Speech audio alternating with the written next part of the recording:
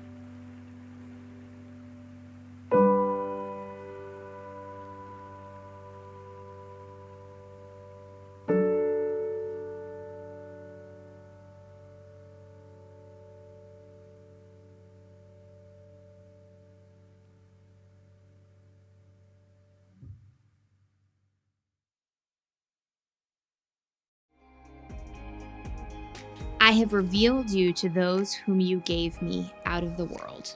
They were yours. You gave them to me, and they have obeyed your word. Now they know that everything you have given me comes from you. For I gave them the words you gave me, and they accepted them. They knew with certainty that I came from you, and they believed that you sent me. I pray for them. I am not praying for the world, but for those you have given me, for they are yours. All I have is yours, and all you have is mine, and glory has come to me through them. I will remain in the world no longer, but they are still in the world, and I am coming to you.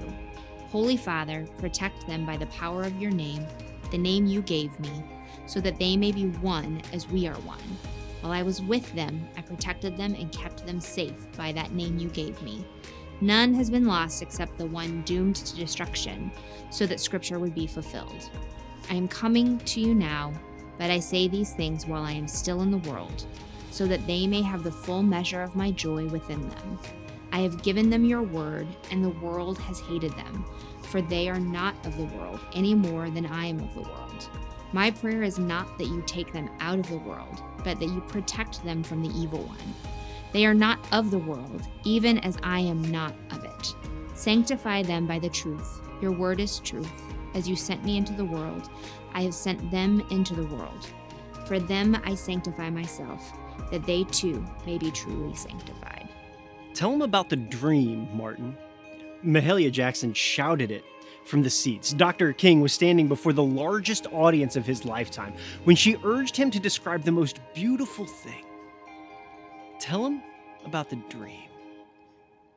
People had come from every corner of the country, all loading up on planes and trains and automobiles, busing from Detroit and Seattle and Mississippi.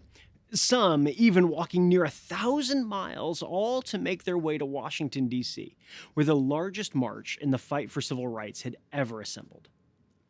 Tell them about the dream, Martin.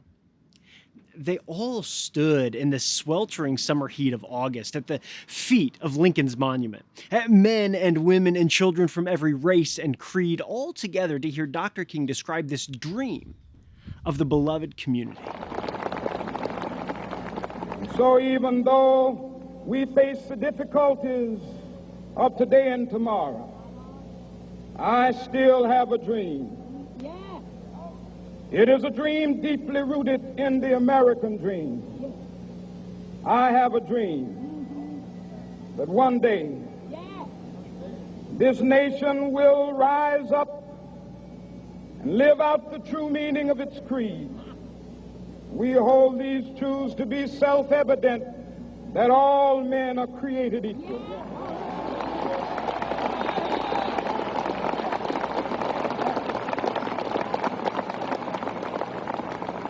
I have a dream that one day on the red hills of Georgia, the sons of former slaves and the sons of former slave owners will be able to sit down together at the table of brotherhood. I have a dream that one day, even the state of Mississippi, a state sweltering with the heat of injustice, sweltering with the heat of oppression, will be transformed into an oasis of freedom and justice. I have a dream that my 4 little children will one day live in a nation where they will not be judged by the color of their skin, but by the content of their character. I have a dream today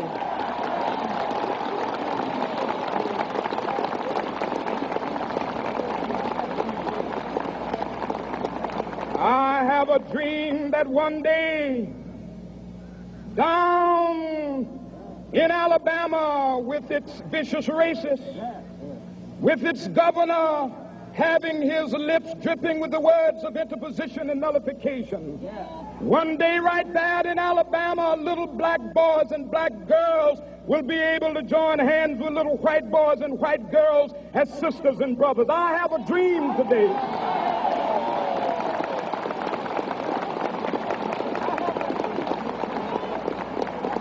I have a dream that one day every valley shall be exalted. And every hill and mountain shall be made low, the rough places will be made plain, and the crooked places will be made straight. And the glory of the Lord shall be revealed, and all flesh shall see it together.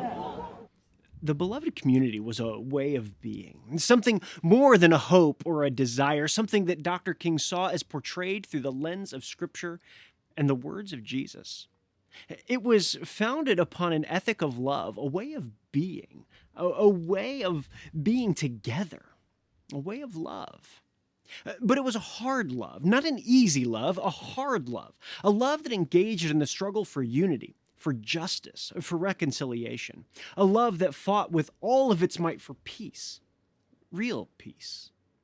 The beloved community inspired us towards what Dr. King called a new dimension of love found within each of us, a new dimension of love that has all access, a love that seeks to love your enemies, bless those that curse you, pray for them that despitefully use you, that you may be the children of your Father, which is in heaven.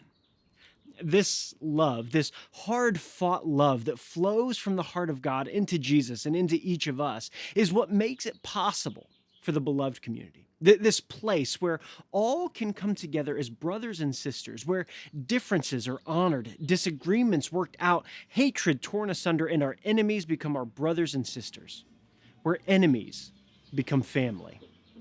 This is the beloved community. From the beginning of United, we've talked a lot about the beloved community. And sure, we haven't always used those words specifically, but we have talked about the idea of it and how we can be like that.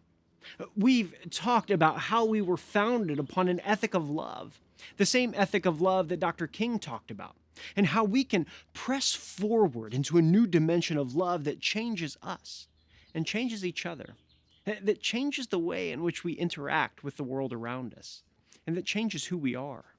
A new dimension that makes us a people of love, that embody love in all we do and all that we are. All of this is born out of the prayer that Jesus prayed for us in John 17. I remember the first time I truly encountered this prayer. It changed me. The preacher was standing up on the stage behind this giant wooden podium, the fluorescent lights of the sanctuary humming and flickering in the back as he stood there in this black suit and a bright red tie.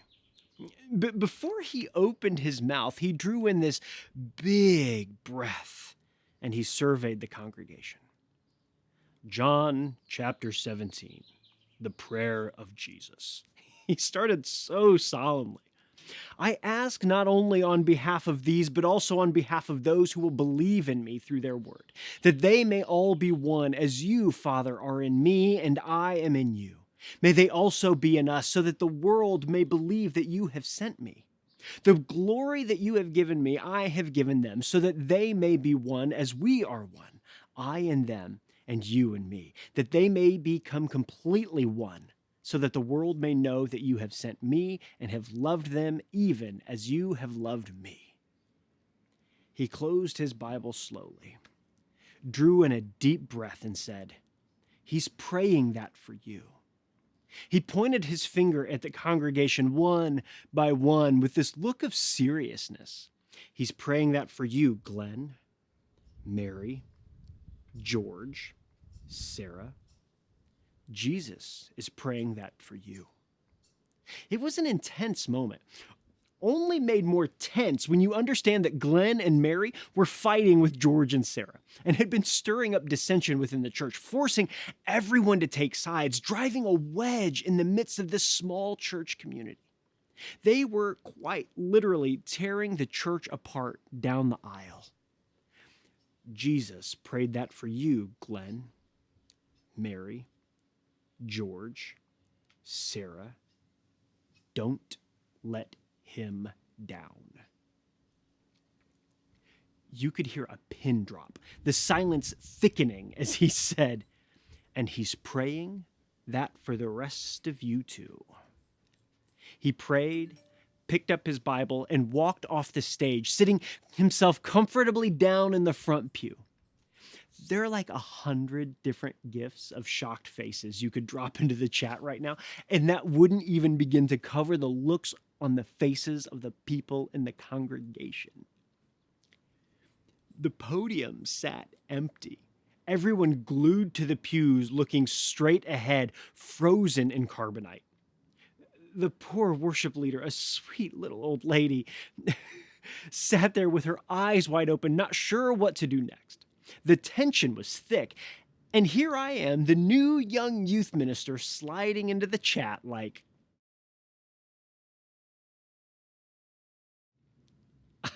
I mean, come on. Who wouldn't be changed by an experience like that? And sure, this is a pretty extreme example. I've definitely not seen anything quite like it before or since. But the one thing that I took away from it is that Jesus is really, really serious about the beloved community and the unity of his people.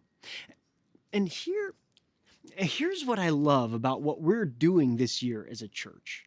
Walking through the gospel passages in the lectionary as we attempt to read Jesus ourselves or center ourselves on the person of Jesus, to be more like him, to love more like him, to think and act more like him. I love that passages like this come along in times of relative peace, that passages like this don't have to be used to call out George and Sarah, Mary and Glenn. We get to sit and learn from them preemptively. We get to allow these sorts of passages to form us and shape us and mold us so that when times of strife descend upon us, we're more ready and prepared to walk through those moments in love and in health. And you know, here in this moment of John 17, Jesus was praying that prayer preemptively for you, for us. That together we would be one, united together. You see, when we started this church, that was what we sought to be, a church united, a church based upon the passage of John 17, the beloved community, that through an ethic of love, Seattle would see and know and experience the love of God through us. That because of who we are and how we've been changed by Jesus, how we've worked together to make enemies our brothers and sisters, how we've worked to create space for reconciliation and peace, how we've worked to bring about justice and mercy and hope, that our city would see Jesus at work in and through us and want a taste of the ways of Jesus themselves. And so here we are, just a little over 3 years into this project called United, over a year of which we've convened in this online space, in this pandemic. And I think it's a fair question to begin asking ourselves, who are we becoming? Are we becoming more and more like the church that Jesus prayed for? Are we going our way apart from his hopes, his dreams, his desires? Who are we becoming? And sure, you might be thinking, gosh, that's an impossible question to ask right now in this season of our existence. A season in which most of us haven't seen each other, in which we're still so separated physically, distanced from one another. I mean, tell me about it, right? But here's how we get toward answering that question. We ask it of ourselves. Who are you becoming?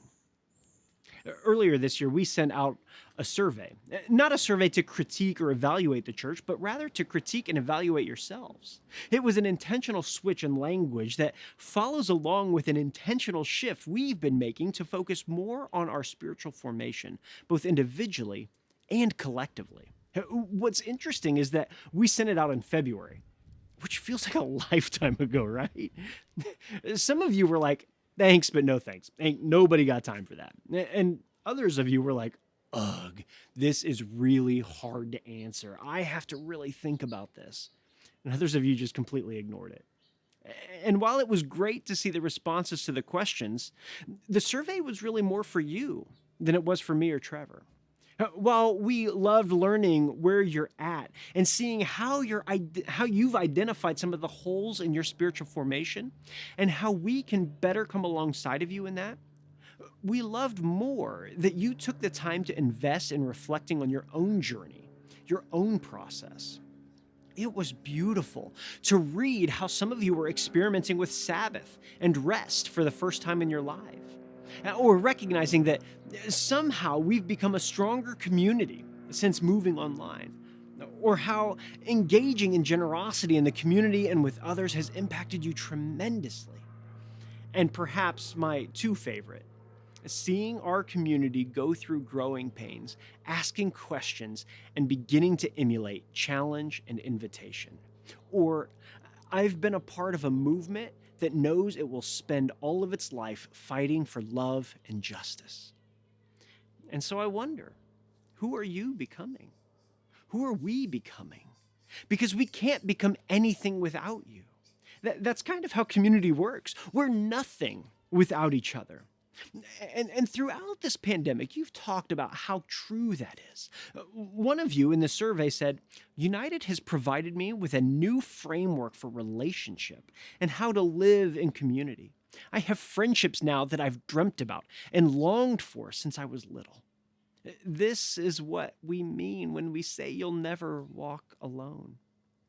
There's this oneness that Jesus desires for us with each other, that together we are stronger as one than we are if we're frayed at the edges, that together we're a people who can make it through anything if we go it together. And here we are, more than a year into this pandemic as a church, and we're still at it. I don't know if you know how miraculous that really is. Early conservative estimates say that 1 in 5 churches have closed down during the pandemic, and that percentage grows higher for newer churches like United. Some of those churches are closing for financial reasons, others because they have unraveled in unrest and dissension, fighting over masks and mandates and vaccines. Others because their pastor has simply had enough. In fact, over the course of the past year, I've seen over a dozen of my pastoral friends step out of the pastorate because it was all just too much. And here we are, a 3-year-old church, and we're not struggling financially. In fact, we're healthier than we've ever been. We're not unraveling in unrest and dissension. We're not fighting over masks and mandates and vaccines. And a month ago, when I needed to take a step back and care for myself, you all supported me and cared for me in beautiful ways, reaching out and praying for me. It's been tremendous. Thank you. Thank you for allowing me to be a different kind of pastor, one who doesn't have to be afraid of sharing his vulnerabilities and allowing me to be authentically who I am. I couldn't have asked for a better community to do life with. And so again, I ask and I wonder, who are you becoming? Are you becoming more and more like Jesus? Are you growing in love and joy and peace, patience, kindness, goodness, gentleness, faithfulness, generosity, self-control? I hope that's the case.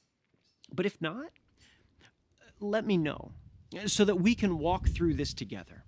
You'll never walk alone, but that requires mutuality. That requires us to tell each other where we're at in this journey and in this process. And I also wonder, who are we becoming? Are we growing as a community in love? Are we centering ourselves around the person of Jesus? Are we allowing him to change our hearts and our minds and our ways, that we may be more and more like him, that we may more and more resemble him? Who are we becoming? We started United 3 years ago with a dream to be a different kind of church. I'll never forget the day that I was pitching the vision of this church to a potential church partner. If you're not aware, there's a lot of fundraising and vision casting that goes into starting a new church. We were seated around a meal, and they asked me, "What's the vision for this church?" Without hesitation, I said, "I want to start a healthy church centered on Jesus and his ethic of love. A church that disciples people into the heart, mind, and ways of Jesus, to be a people transformed. I'm not in it to start a sexy church, the next hip or cool thing, just a normal-looking church that functions differently because of how we follow Jesus." They were pretty unconvinced. They hung their heads low. We finished our meal, enjoyed each other's company, and I took them back to the airport. There would be no support from that church. At first, I was really frustrated by their decision. But in the years since that meeting occurred, I couldn't be more proud of what we've started together. I couldn't be more proud of the work you have done to draw nearer to Jesus. I couldn't be more proud of the ways in which you have struggled to pursue Jesus, how you've been persistent and persevered through thick and thin. I couldn't be more proud of how your heart for our neighbors, how you love them, how you reach out to them, how you show them Jesus in your actions. I couldn't be more proud of the church we are, and I cannot wait to see the church that we become. Jesus has changed us as a people, and Jesus has changed us as a church. I had hoped that by now I'd be able to deliver this message to you face to face, to see you, to look into your eyes, and to tell you how proud I am of you. And even though we're not quite there yet, even though we're still writing this chapter together, apart, I am proud of what we have written. I am proud of how we have allowed God to work in and through us.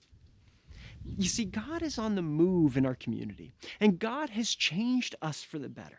I am so excited for what God has done, and I am so excited for what God will do as we finish this chapter well. May we look with anticipation to the next chapter that together we will write as one. This has been my dream, and it has become the most beautiful thing. Amen.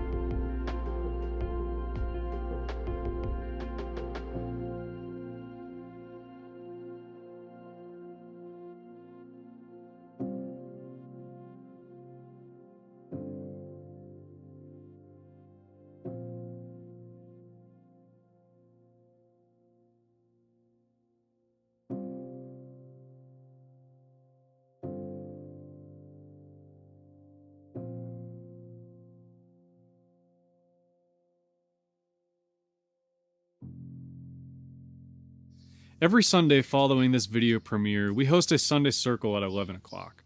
This is an opportunity to process and reflect on the morning, to ask questions, bring insight, and get to know people who call United their home. You can find the link to the Zoom meeting in the description. I'm excited to let you know that in-person gatherings are on their way. On the first week of the month, throughout the summer, we will be hosting in-person micro-gatherings outside. This is a time to come together and worship alongside one another using table liturgies, guided prayers, and discussion questions designed to dig deeper with one another. As a church, we are always looking for ways to equip one another with tools and resources to navigate our lives, to constantly abide in love. One of those ways is through spiritual practices. We've done Lectio Divina, centering prayer, embodiment meditations, and examens. At our most recent microgathering, we wrote a weekly examen that can be used either individually or in a group. I highly encourage you to check it out at unitedchurch.love/examine. You can make it a part of your daily routine, your weekly routine, or even a part of your communal routine with those around you. Every week for over 3 years now, we've closed our gatherings with the same benediction. We do this in an effort to remind ourselves of who we are striving to be as a community. May you be blessed today by these words. May God bless you with discomfort, at easy answers, hard hearts, and half-truths, and superficial relationships, so that you may seek truth boldly and live from deep within your heart where God's Spirit dwells. May God bless you with anger, at injustice, oppression, and exploitation of people, so that we may work for justice, freedom, and peace. May God bless you with tears to shed for those suffering in pain, rejection, starvation, and war, so that we may reach out our hand in comfort and turn their pain into joy. May God bless you with foolishness, to believe that through Jesus Christ we'll have the strength and power necessary to create change in this world and in our neighborhoods, so that together we will courageously try what others claim cannot be done.